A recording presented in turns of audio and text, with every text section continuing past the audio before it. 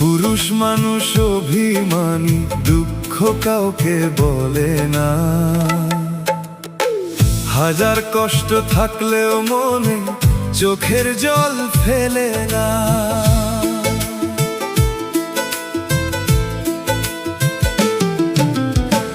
পুরুষ মানুষ অভিমানী, দুঃখ কাউকে বলে না।